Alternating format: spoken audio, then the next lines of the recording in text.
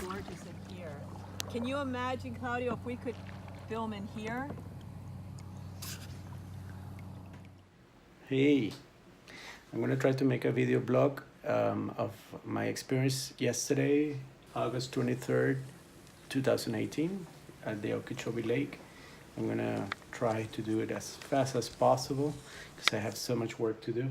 But we were here, this is a world, and this is Lake Okeechobee in Florida, and we took off from this point here, which is on the west side of the lake, and it's called Herbert Hoover Dyke, and that's where we launched the 3 kayaks.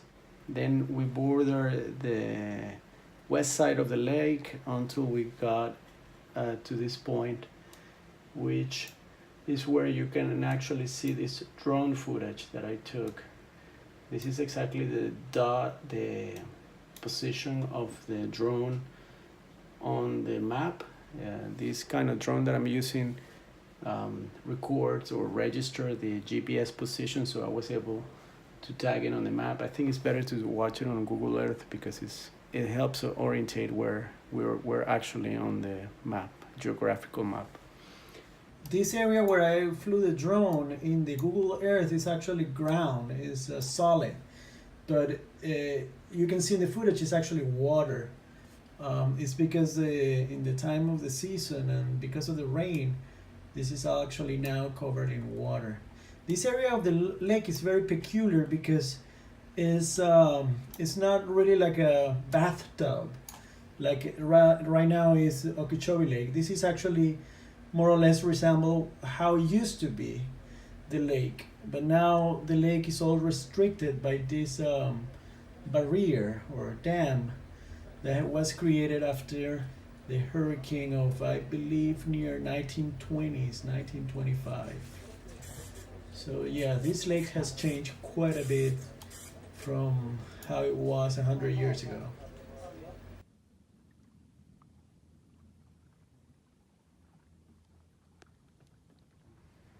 It was quite an amazing experience.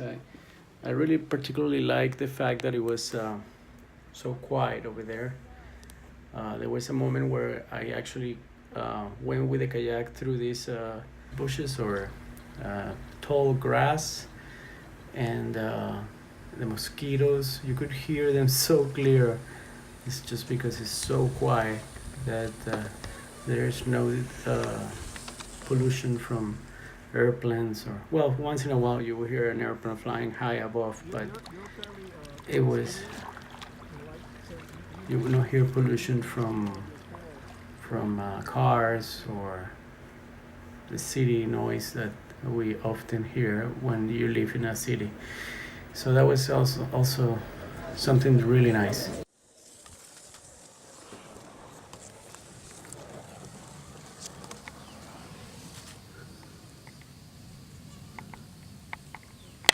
Yeah, you could stand up on it, like this. Like on a paddleboard, it's just the same. So yeah, it would be kind of nice to paddleboard through here.